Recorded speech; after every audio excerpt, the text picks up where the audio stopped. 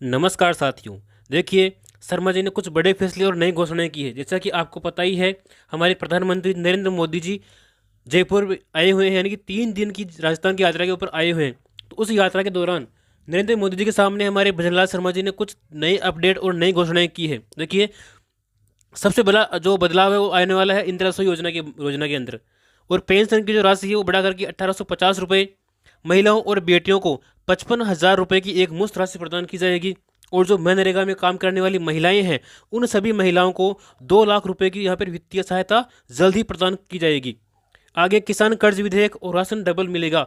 और जो पीएम किसान की जो राशि है 12,000 रुपये, अगर किसी की नहीं आई है तो उसके लिए भी ये वीडियो महत्वपूर्ण है। तो इन सभी मुद्दों के ऊपर हम इस वीडियो में चर्चा करने वाले हैं। तो वीडियो को आप अंत तक जरूर देखें, इसको स्किप बिल्कुल भी ना करें। और अभी तक आपने इस चैनल को सब्सक्राइब नहीं किया है तो इसको सब्सक्राइब कर लें और साथ में बेल आइकन को प्रेस कर लें, ताकि समय पर आपको नोटिफिकेशन मिल सके। आइए जानते हैं एक एक योजनाओं के बारे में। इंदिरा रसोई योजना की जगह अन्नपूर्णा रसोई योजना।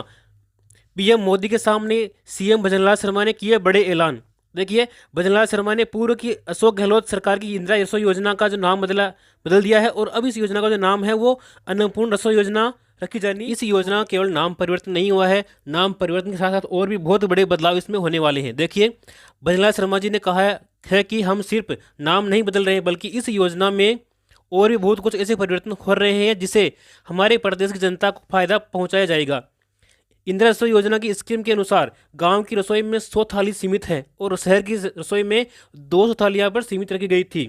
लेकिन अब इन थालियों की संख्या को बढ़ाया जाएगा और भोजन में 2-3 आइटम और ऐड किए जाएंगे और भोजन की जो क्वालिटी है वो भी बढ़ाई जाएगी।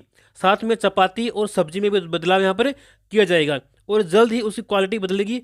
और यह काम जल्द से जल्द हमारी सरकार करने के लिए प्रतिबद्ध है। आपके घर में कोई बेटी है तो उसके लिए बहुत ही बड़ी योजना है। देखिए, कन्या शादी सहयोग योजना। बेटी की शादी पर राजस्थान सरकार दे रही है 51,000 रुपये। योजना का लाभ उठाने के लिए आपको इस प्रकार से अप्लाई करना होगा। देखिए, कन्या शादी सहयोग योजना में लड़कियों को मिलेगी 51,000 रुपये की सहायता। राजस्थान राज्य सरकार की ओर से बालिकाओं के विवाह पर पूरे 51,000 रुपये की सहायता उपलब्ध करवाई जाएगी। हालांकि योजना 2017 में शुरू की गई है, लेकिन अब इसको और बड़े स्तर पर जो है लागू किया जाएगा।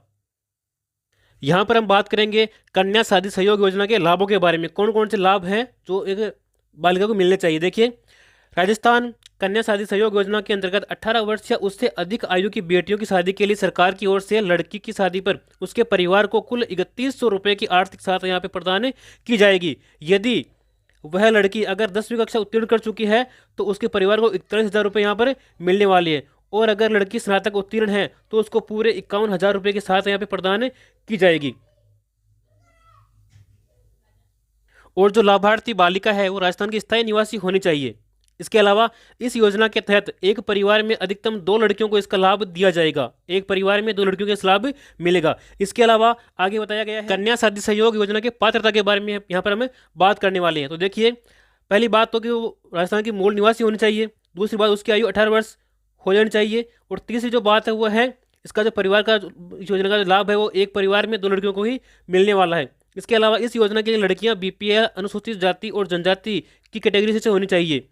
और इसके अलावा जो अगली पात्रता है वो है बालिका जो अकाउंट है वो बैंक में होना चाहिए। आधार कार्ड उसका बना हुआ होना चाहिए। लड़की के परिवार की वार्षिक जो आय है वो 50,000 से अधिक नहीं होनी चाहिए। और इसके साथ ही जन आधार कार्ड या भामाशाह कार्ड उसके पास में बना हुआ होना चाहिए। इस योजना के अंतर्गत जो राशि मिलने वाली है वो डीबीटी के माध्यम से डायरेक्ट आपके बैंक खाते में सीधे ट्रांसफर की जाएगी। बीच में कोई भी दलाल इसमें शामिल नहीं होगा। इसके अलावा इस योजना का जो लाभ है वो बालिका को तभी मिलेगा जब उसकी शादी माता पिता या अभिभावकों की मर्जी से ही हुई हो।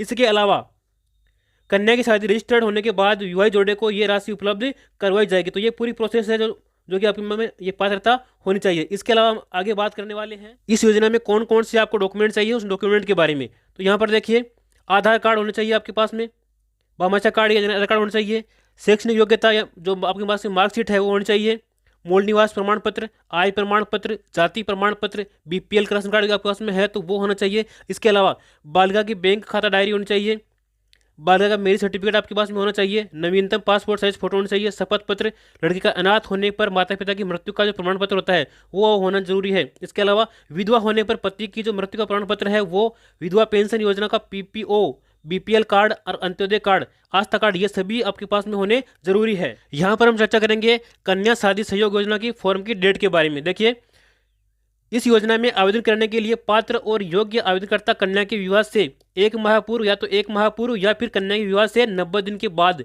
कभी भी इस योजना के लिए आवेदन कर सकते हैं, या तो 1 महीने से पहले या फिर 90 दिन के बाद में। तो यहाँ पर शर्मा जी ने एक बड़ी घोषणा की है। देखिए, मनरेगा में काम करने वाली महिलाओं को, श्रमिकों को 2 लाख रुपए मिलेंगे। देखिए, मनरेगा में काम करने वाले श्रमिकों के लिए राज्य सरकार के द्वारा 2 लाख रुपए तक का बीमा दिया जा रहा है। ये जो राशि है आपको 2 लाख रुपए की, वो बीमा के माध्यम से आपको प्रदान की जाएगी। यह बीमा केंद्र की दुर्घटना बीमा योजना के तहत दिया जाएगा, जिसके अंतर्गत यदि मनरेगा काम कोई भी श्रमिक काम के दौरान उनकी मृत्यु हो जाती है या भगवान ना करे या फिर किसी तरह विकलांग हो जाता है तो उसे 2 लाख रुपए का अनुदान यहाँ पर दिया जाएगा। इसके अलावा यदि कोई अंग उसका भंग हो जाता है तो 30,000 से लेकर के 50,000 रुपये तक राशि उनको अनुदान के रूप में दी जाती है।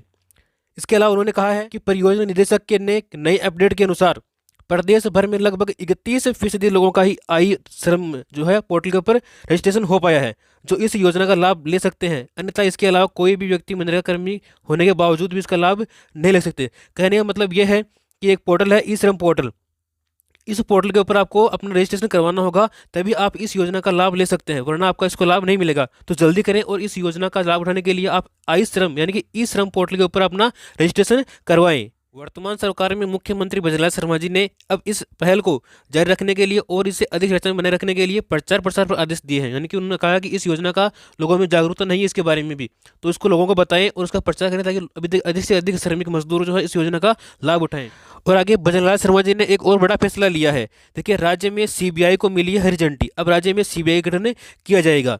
जैसा कि आप यहाँ पर देख पा रहे हैं, प्रदेश के मुख्यमंत्री भजनलाल शर्मा जी ने राज्य में से भ्रष्टाचार को खत्म करने के लिए सीबीआई को हरी झंडी दे दी है और राजस्थान राज्य के अंतर्गत सीबीआई को कोई भी अनुसंधान या इन्वेस्टिगेशन करने के लिए किसी भी प्रकार के राज्य से कोई भी अनुमति लेने की आवश्यकता नहीं है। वह बिना किसी भी अनुमति के सीधे इन्वेस्टिगेशन या अनुसंधान कर सकती है।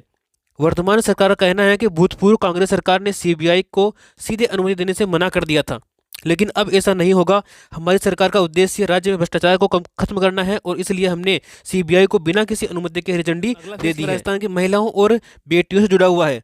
उन्होंने कहा कि राजस्थान में शुभ शक्ति योजना का जो संचालन है वो सही तरीके से हो सके। देखिए, राज्य सरकार द्वारा श्रमिक परिवार की बेटियों, महिलाओं को और अविवाहित लड़कियों को लाभ पहुंचाने के लिए शुरू की गई है। इस योजना के अंतर्गत राज्य के पंजीकृत श्रमिक परिवारों की हितधारी श्रमिक अविवाहित महिलाओं और बेटियों को सरकार के द्वारा 55,000 रुपये की आर्थिक सहायता प्रदान करने की जो है योजना बनाई जा रही है।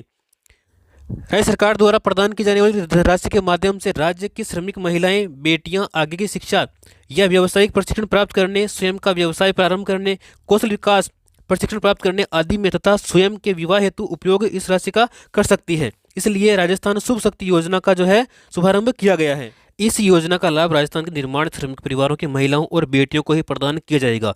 ये बात आप ध्यान में रखें, सबको इसका लाभ नहीं दिया जाएगा। और इस योजना के अंतर्गत आपको 55,000 रुपये की सहायता राशि प्रदान की जाएगी। इस योजना की पात्रता की अगर हम बात करें, देखिए, आवेदिका जो है राजस्थान के मूल निवासी होनी चाहिए, ये सबसे बड़ी पात्रता है। और इसके अलावा शुभ शक्ति योजना राजस्थान के अंतर्गत श्रमिक परिवार महिला अविवाहित हो अथवा हितधारी की पुत्री जो है आयु, उसकी जो आयु है न्यूनतम 18 वर्ष होनी चाहिए।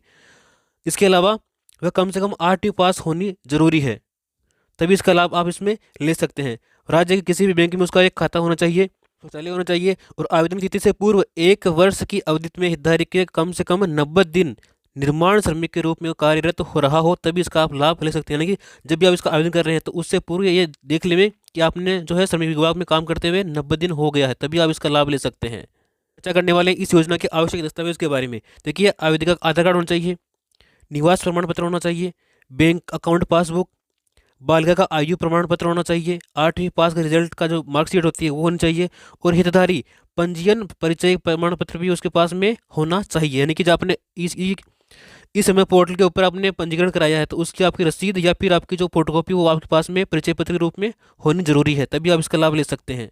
इसके अलावा हमेशा कार्ड, नामांकन की फोटोकॉपी, जाति प्रमाण पत्र, आय प्रमाण पत्र, मोबाइल नंबर होना चाहिए जो अभी वर्तमान चालू है आपके, और पासपोर्ट साइज की फोटो आपके पास में होनी चाहिए।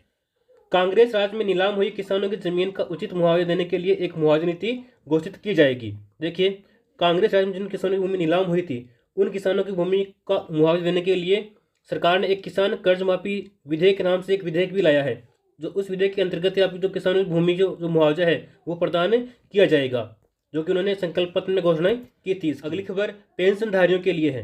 देखिए, राजस्थान ओल्ड एज पेंशन योजना की शुरुआत राज्य सरकार द्वारा वृद्धजनों को पेंशन प्रदान करने के लिए की गई थी, और इस योजना के अंतर्गत 55 वर्ष से अधिक आयु के वृद्ध महिलाओं को 750 रुपये और से लेकर के 1000 रुपये तक की मासिक पेंशन उन्हें प्रदान की जाती थी, और जो पुरुष है उनको 750 रुपये से लेकर के 1000 रुपये तक की मासिक पेंशन उनको प्रदान की जाती थी। लेकिन अब हो सकता है कि इस योजना में, क्योंकि नई सरकार आई है, तो इस योजना में आपको लगभग 500 से लेकर के 1000 रुपये तक बढ़ोतरी आपको इस योजना में देखने को मिल सकती है। हो सकता है इस योजना के लिए आपको एक नया नाम भी प्रदान कर दिया जाए इस योजना का। अगली बड़ी अपडेट थी 2024। देखिए, भारत सरकार ने किसानों की आर्थिक स्थिति को सुधारने के लिए इस योजना का शुभारंभ किया था, और इस योजना के तहत उन किसानों के ऋण माफ किए जाएंगे जिनके केसीसी के जरिए लोन ले रखा है। और अगली अपडेट किसान सम्मान निधि योजना को लेकर के है।